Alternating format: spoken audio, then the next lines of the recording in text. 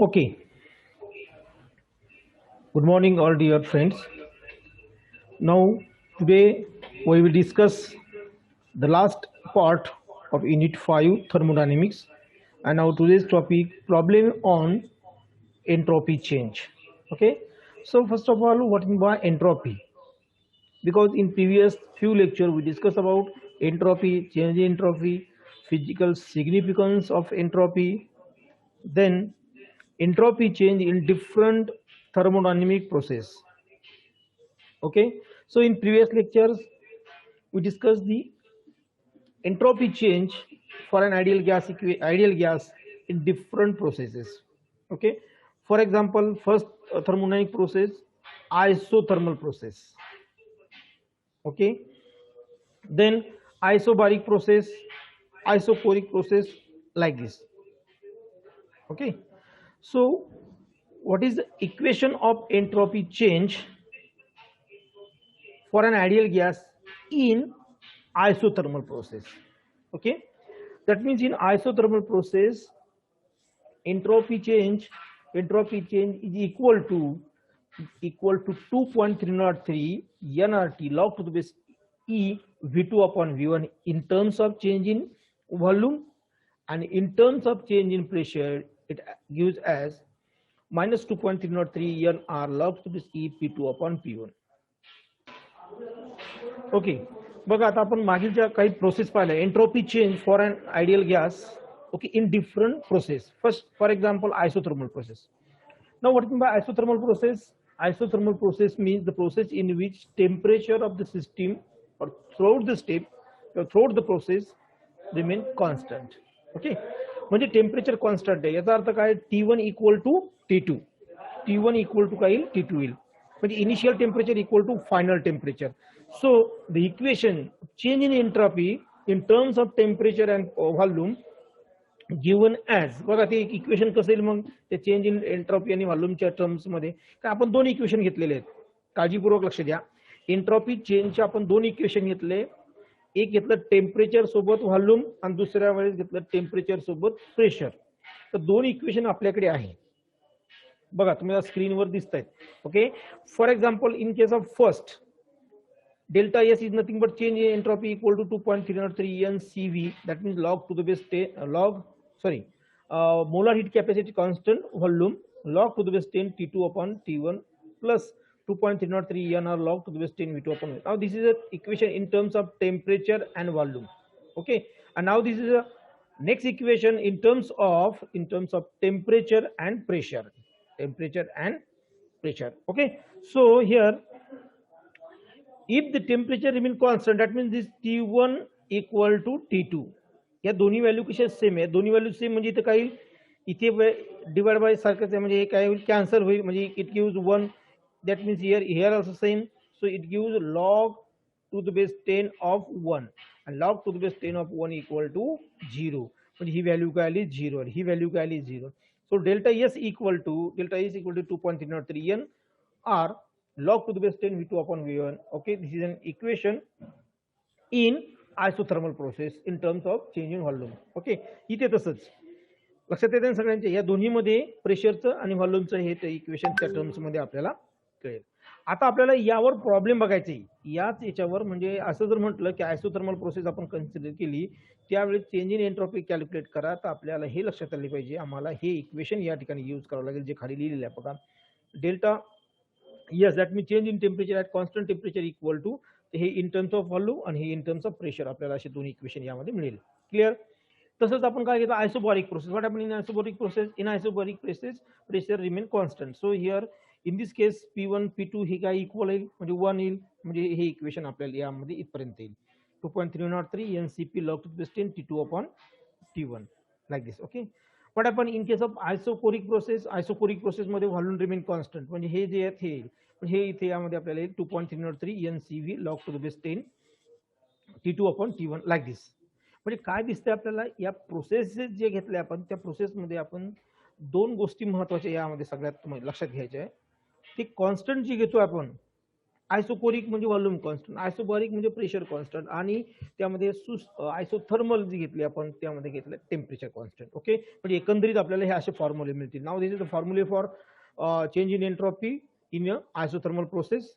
हे दोन्हीपैकी एक काय दिलेलं आहे त्याच्यावर डिपेंड राहील. In case of isobaric, change in entropy at constant pressure equal to like this, and change in entropy at constant volume, that means in isochoric process. Okay, these are three most important formulas to calculate the change in entropy.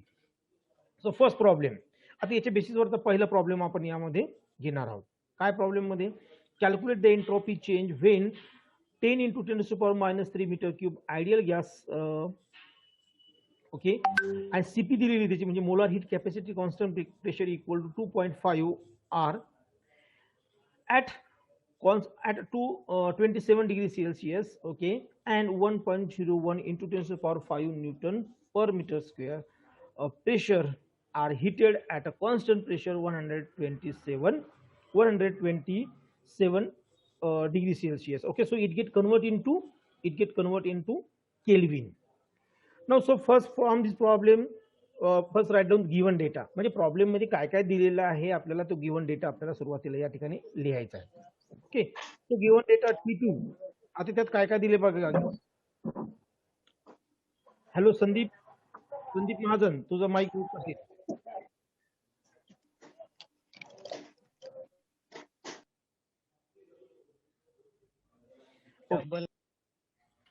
Mic meet करा, जे नवीन add होत आहे त्यांनी ताबडतोब.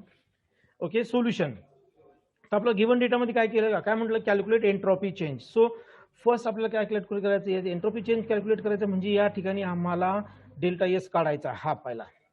Okay, आपण given डेटामध्ये लिहून घ्यायचंय. नंतर काय म्हटलं त्यांनी, वेन, आता कोणत्या कंडिशनला केलं, 10 into 10 to the power minus 3 meter cube. Ideal gas जो आहे आपल्याला, त्या आयडियल गॅसचा व्हॉल्यूम त्यांनी आपल्याला दिलेला आहे. बघा, हा आयडियल गॅसचा व्हॉल्यूम आपल्याला दिलेला आहे. ओके, म्हणून या ठिकाणी दिलेला हा व्हॉल्यूम इक्वल टू म्हणजे V equal to 10 into 10 to the power minus 3 newton metre cube या फॉर्म मध्ये. आता ऍक्च्युली हे मीटर क्यूबच पाहिजे फक्त यामध्ये, असं पाहिजे. ओके, देन यामध्ये नेक्स्ट काय दिलं आपल्याला, की यामध्ये सीपीजी आहे तिची व्हॅल्यू सुद्धा आपल्याला नोंद केलेली आहे. बर, temperature at 27 degree Celsius, but you know that in case of change in entropy आपण काय घेतोय, की जे टेम्परेचर आहे ते gate convert into degree kelvin.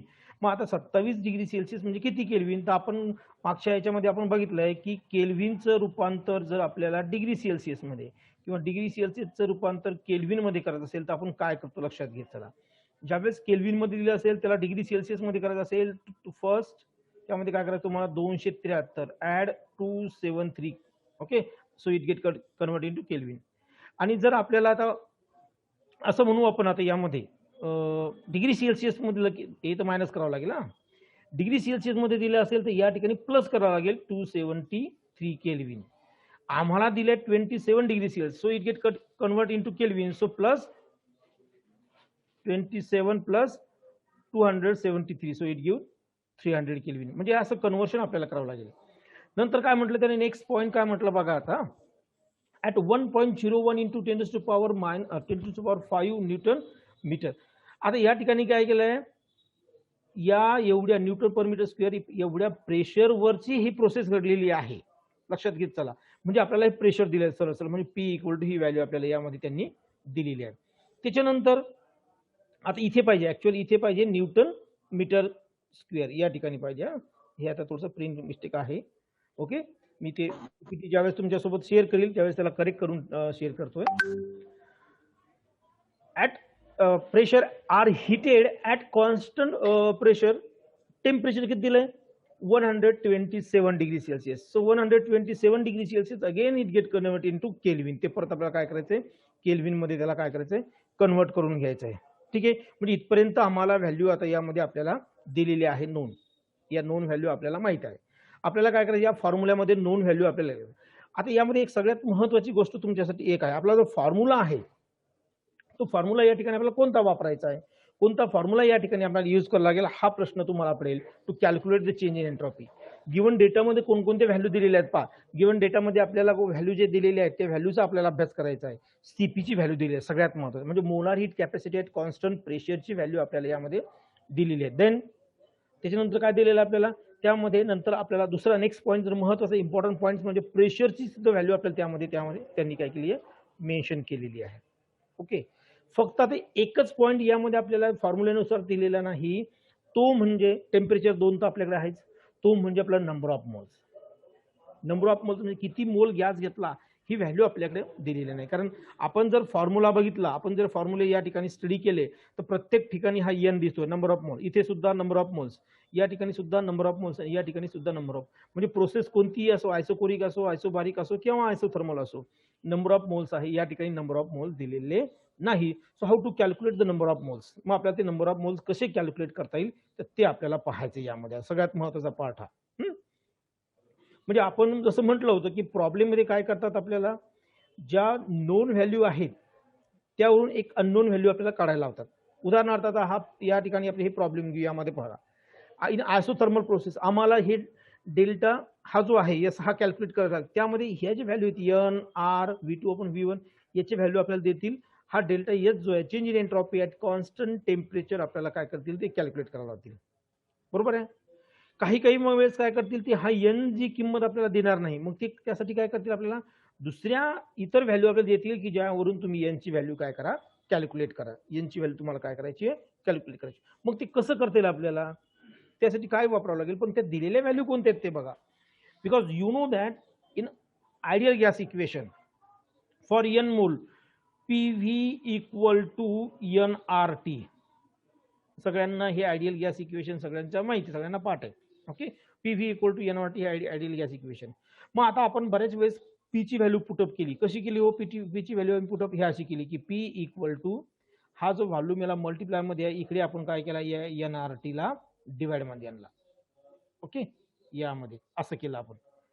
मग आता तसंच आपल्याला जर एनची व्हॅल्यू कॅल्क्युलेट करायची आहे, याच पद्धतीमध्ये जर आम्हाला एनची व्हॅल्यू कॅल्क्युलेट करायची आहे तर आपण करू शकतो का तसं? बिलकुल. म्हणजे काय या ठिकाणी N equal to PV upon RT. कारण बघा ना इथे वरती प्रेशर दिले, व्हॉल्यूम दिले, व्हॉल्यूमची काही गरज नव्हती आपल्याला, पण त्यांनी दिले. याचा अर्थ प्रेशर पण दिलेलं आहे. म्हणजे याचा अर्थ आपल्याला हा जो फॉर्म्युला आहे या फॉर्म्युल्याचा यूज करून आम्हाला काय करायचं, यामध्ये हा N calculate, number of moles आपल्याला काय करायचं आहे, कॅल्क्युलेट करायचं. नंबर ऑफ मोल्स कॅल्क्युलेट करायचे. Okay, so now N equal to PV upon RT. Put this value, P ची व्हॅल्यू पुटअप करा, एन ची व्हॅल्यू, पी ची व्हॅल्यू आपल्याला माहिती फॉर्म्युला दिलेलीच आहे आपल्याकडे. ओके, हे पी ची व्हॅल्यू या ठिकाणी, नंतर एन ची व्हॅल्यू आपल्याला दिलेलीच आहे. म्हणजे व्हॅल्यू जर आपण या ठिकाणी याच्यामध्ये पुटअप केल्या, यामध्ये आपण व्हॅल्यू जर पुटअप केल्या, आता इथे थोडंसं आपल्याला या ठिकाणी ही जी व्हॅल्यू आहे ही व्हॅल्यू या ठिकाणी ही लिहावं लागेल. आपल्या लक्षात घ्या 1.01 इंटू 10⁻⁵ ही झाली पी ची व्हॅल्यू. यामध्ये इंटू व्ही आहे, व्ही म्हणजेच आपला आलाय 10 इंटू 10⁻⁻3 हे झाली या ठिकाणी मायनस, हे प्लस पाहिजे, -5 +5 पाहिजे. म्हणजे 1.01 इंटू 10⁻+5 ओके इंटू 10 इंटू 10⁻⁻3. म्हणजे ह्या दोन व्हॅल्यू आम्ही आता काय केल्या, पी ची आणि व्ही ची व्हॅल्यू आपण पुटअप केली आहे. Okay, R is nothing but gas constant, त्याची व्हॅल्यू मग आपल्याला पाठ असते आणि माहिती असते आणि ती तुम्हाला लक्षात ठेवायची आहे कायमस्वरूपी. गिवन डेटामध्ये इथे त्यांनी दिलेलं असेल प्रॉब्लेम मध्ये कधी किंवा नाही दिली तर आपल्याला ती लक्षात पाहिजे. ती व्हॅल्यू जी असते ती असते 8.314. Put this value. Okay, he R ची व्हॅल्यू ठेवली आपण, आर ची व्हॅल्यू आपण पुटअप केली. आता याची कंडिशन जी मांडली त्यांनी सीपीची याची व्हॅल्यूची, ही कंडिशन 27 डिग्री सेल्सिअस. आणि आता ती जी 27 डिग्री सेल्सिअस आहे म्हणजेच आपण ती कन्वर्ट केली 300 मध्ये. आणि याचं जर कॅल्क्युलेशन आपण टोटल सॉल्व्ह केला, आणि आता यासाठी आम्हाला कॅल्क्युलेटर जो आहे साधा कॅल्क्युलेटर, सायंटिफिक नाही, याचं जर कॅल्क्युलेशन आपण केलं तर आम्हाला ही व्हॅल्यू त्या ठिकाणी मिळते. म्हणजे नंबर ऑफ मोल जो असेल ते नंबर ऑफ मोलची किंमत आपल्याला मिळाली, एनची व्हॅल्यू मिळाली. चला या फॉर्म्युल्यामध्ये आपल्याला एनची व्हॅल्यू पुटअप करायची. म्हणजे आता 2.303 into N, N is nothing but 0.405. म्हणजे ही व्हॅल्यू याच्यामध्ये पुटअप केली into CP. CP is nothing but molar heat capacity at constant pressure आणि विच इज 2.5. ती किती आहे, 2.5. मग ती किंमत आपण याची ठेवली आहे. R is nothing but R जो घेतला आपण तो काय घेतला 8.314 लॉग टू द बेस 10. आता इनिशियल प्रेशर घेतलं आपण, इनिशियल टेम्परेचर आणि फायनल टेम्परेचर, या दोन्ही व्हॅल्यू आपण पुटअप केल्या तर आम्हाला या ठिकाणी मिळते delta CP is equal to delta CP sorry delta S at constant pressure equal to 2.422 joule per kelvin ही व्हॅल्यू आपल्याला त्या ठिकाणी काय होईल मिळेल. म्हणजे याचा अर्थ काय आहे, याचा अर्थ काय आहे की काही प्रॉब्लेम मध्ये आपल्याला सरळ किमती दिलेल्या असतील, काही प्रॉब्लेम मध्ये आम्हाला एखादी व्हॅल्यू नाही दिली तर त्यासाठी त्यांनी दुसऱ्या व्हॅल्यू आपल्याला ऍड केलेल्या असतील.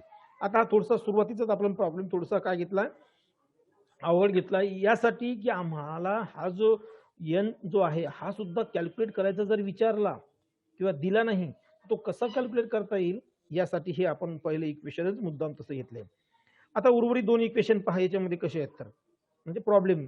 Okay, second problem calculate the entropy change. बघा नंबर ऑफ मोल या ठिकाणी दिलेला आहे.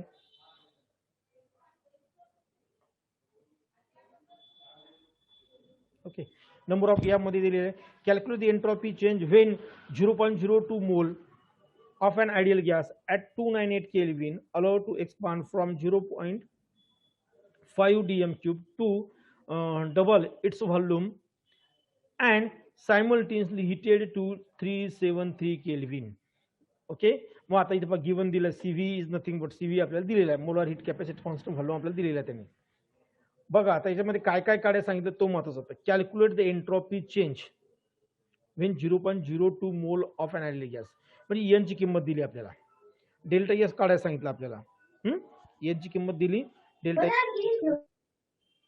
काढायला सांगितलं, म्हणजे एन दिला, डेल्टा एस केला. चला पुढं ऍट 298 केल्विन म्हणजे टेम्परेचर आपल्याला त्यांनी दिले, म्हणजे T1 दिलाय सुरुवातीचा 298 केल्विन आणि गॅस काय म्हटलं एक्सपांड झालाय कुठून कुठपर्यंत 0.5 डीएम क्यूब पर्यंत, म्हणजे 0.5 डीएम क्यूब पर्यंत टू डबल, त्याचे डबल म्हणजे 0.5 इंटू 2 येईल मग त्याला.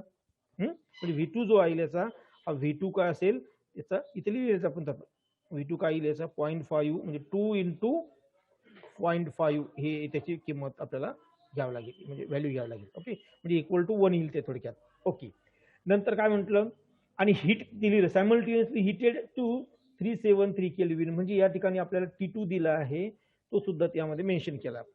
सीव्हीची व्हॅल्यू दिलेली आहे. मग सगळ्याच किमती आपल्याला या फॉर्म्युला जो दिसतोय आपल्याला या फॉर्म्युल्यामध्ये त्यांनी दिलेले आहे. बघा T1 दिला, T2 दिला, V1 दिला, V दिला, CV दिला, N दिला, टाका त्याच्या किमती. बघा आता फक्त हे जे टर्निंग पॉईंट असतं थोडंसं इथे ट्विस्ट यामध्ये जे चेंज करतात ते महत्वाचं आहे. Expand from 0.5 DM cube two double, म्हणजे काय म्हटलं त्यांनी V1 ची व्हॅल्यू जरी V2 दिली नाही पण काय म्हटलं ते V2 ची व्हॅल्यू किती आहे V1 च्या डबल म्हटलं, म्हणजे ती V1 जर 0.5 असेल तर तो किती येईल 1.0 येईल, म्हणजे 1 ची किंमत. मग चला ते व्हॅल्यू पुटअप करा. या ठिकाणी हे व्हॅल्यू आपण पुटअप केले आहे तर यामध्ये आपल्याला एक लक्षात येईल, या ठिकाणी टेम्परेचर टाकलंय, या ठिकाणी वरती V2 1 आहे 1 डिवाइड बाय 0.5 आणि हे जर आपण सॉल्व्ह केलं टोटल आपल्याला याचंही तर आम्हाला डेल्टा एस जो आहे ऍट डेल्टा एस घेतला आपण delta S okay equal to 0.173 joule per kelvin एवढी व्हॅल्यू आपल्याला याच्यावरून आपल्याला कॅल्क्युलेट करता येते.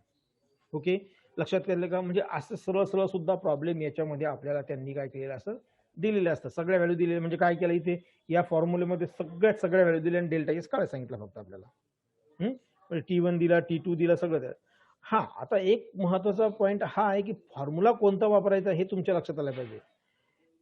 तर तुम्ही एक लक्षात घ्या इथं T1 आहे, T2 आहे, V1 आहे, V2 आहे, मग अशा वेळेस फॉर्म्युला कोणता वापरायचा बा? तर यामध्ये हा जो फॉर्म्युल्यासाठी यादी तुम्ही सुरुवातीला दिली यावरून तुम्ही लक्षात घ्या हा जो फॉर्म्युला आपण सुरुवातीला लिहिलेला आहे हे तर आपण चेंज केले, हे प्रोसेससाठी वापरलं आयसोथर्मल प्रोसेसमध्ये कसं याच्यामध्ये प्रोसेसमध्ये. पण नॉर्मल जो फॉर्म्युला आपण यूज करतोय हे बघा, हे नॉर्मल जे फॉर्म्युले यामध्ये आपण यूज केलेले आहेत हे यामध्ये हा फॉर्म्युला जो आहे हा चेंज इन एंट्रॉपीचा आहे इन टर्म्स ऑफ टेम्परेचर आणि व्हॉल्यूम. तसंच कधी कधी काय करतील इन टर्म्स ऑफ टेम्परेचर आणि प्रेशर देतील. म्हणजे या ठिकाणी हा जो प्रॉब्लेम घेतला आपण यासाठी कोणतीच प्रोसेस नाही. बघा इथे लिहिलंय का, यामध्ये कसं लिहिलंय ऍट कॉन्स्टंट प्रेशर, तसं इथे मेन्शन आहे का काही नाही. का नाही? कारण इथे व्हॉल्यूमही चेंज आहे, टेम्परेचरही चेंज आहे. ओके, प्रेशरचं तर इथं नोंदच नाही, घेणंच नाही. त्याच्यामुळे म्हणून आपण सरळ तो फॉर्म्युला त्या ठिकाणी काय केला आपण यूज केला आहे. म्हणजे in terms of change in temperature आणि चेंज इन व्हॉल्यूम हा फॉर्म्युला वापरला आहे. चला पुन्हा एक प्रॉब्लेम घेऊ आपण याचा. Calculate entropy change. बघा आता महत्वाचं when 1 mole of an ideal gas expand reversibly from initial volume 1 dm cube to final volume 10 dm cube, म्हणजे आम्ही V1 दिला आणि V2 सुद्धा दिला. ओके, हा त्याच्यानंतर एन सुद्धा दिला 1 मोल म्हटलं त्यांनी. ऍट कॉन्स्टंट, आता इथे हा महत्वाचा पार्ट आहे, आता इथे टी दिलाय, कॉन्स्टंट म्हटलं शब्द वापरला, म्हणजे ही आयसोथर्मल प्रोसेस असायला पाहिजे. ऍट कॉन्स्टंट टेम्परेचर हा शब्द आला त्यामध्ये, आणि ती किती दिली value 298 kelvin. Okay, and now R is nothing but 8.314 हे आपल्याला माहितच आहे. सो आता गिवन डेटा R दिलेला आहे, EN दिला 1 मोल, V1 दिला 1 डीएम क्यूब, V2 दिला त्यांनी 10 डीएम क्यूब, आणि S काढा म्हटलं. मग आता आपल्याकडे असा एक फॉर्म्युला आहे बघा, हे यामध्ये आपल्याकडे R दिला, N दिलाय, V1 दिला, V2 दिला, म्हणजे हा पहिला जो फॉर्म्युला आहे आपण हा काय करू शकतो त्या ठिकाणी यूज करू शकतो. ओके, मग टका किमती म्हणजे काय, change in entropy at constant temperature equal to 2.303 n r log to the base V2 upon V1. आता 1 ची किंमत जी आहे, n ची किंमत 1 आहे, r ची किंमत 8.314 आहे, log to the base 10 upon 1, म्हणजे V2 upon V2 किती हो 10 dm cube upon 1. याचं जर सोल्युशन आपण यामध्ये केलं तर आपल्याला हे मिळते 19.15 जूल पर केल्विन पर मोल. आता एक लक्षात घ्यायचं, सगळ्यात महत्त्वाचा पॉईंट तुम्ही सगळ्यांनी लक्षात घ्या. इथे प्रश्न निर्माण होईल तुमच्याकडे, सर मग आम्ही ही व्हॅल्यू कशी काढायची लॉगची, ही व्हॅल्यू आपण कशी काढायची, हा प्रश्न तुम्हाला या ठिकाणी निर्माण होऊ शकतो. तर आपण जी लॉगची जी व्हॅल्यू त्यासाठी तो एक सिंगल पेज जो असतो लॉगचा तो काय करू शकतो यामध्ये आम्ही यूज करू शकतो, आपण त्या ठिकाणी वापरू शकतो. आणि इथे काही लॉग वापरल्यानंतर आपल्याला अँटी लॉग पाहण्याची गरज नसते, कारण ऑलरेडी मुळातच लॉग यामध्ये फॉर्म्युल्यामध्ये दिलेला आहे. त्यामध्ये फक्त आणि फक्त लॉगची किंमत पाहून आपण हे इक्वेशन काय करू शकतो, सॉल्व्ह करू शकतो. आणि ती व्हॅल्यू दिली आहे इथे 19.15 जूल पर केल्विन पर मोल, एवढी व्हॅल्यू आपल्याला दिलेली आहे. या गोष्टी आपल्याला लक्षात आल्या पाहिजे, आपल्याला काय कॅल्क्युलेट करायचं आणि कसं. ओके, म्हणजे हे 3 प्रॉब्लेम आहे. आणि बघा परीक्षेत विचारताना हे असेच प्रॉब्लेम विचारतात, ॲज इट इज विचारतात, काही फरक त्यामध्ये नसतो. त्याच्यामुळे तुम्ही सगळ्यांनी काळजीपूर्वक हे प्रॉब्लेम एकदा दोनदा तीनदा काय करायचंय सोडून पाहायचे, म्हणजे जेणेकरून काय होईल आम्हाला यावरचा प्रॉब्लेम जो आहे हा ॲज इट इज आला तर लिहिता येईल, आणि एखादा थोडाफार चेंज जरी आला तर आपल्याला त्या प्रॉब्लेमवरून आपल्याला हा सॉल्व्ह करता येईल, त्याचा वापर करून आपल्याला याला सॉल्व्ह करता येईल. ओके.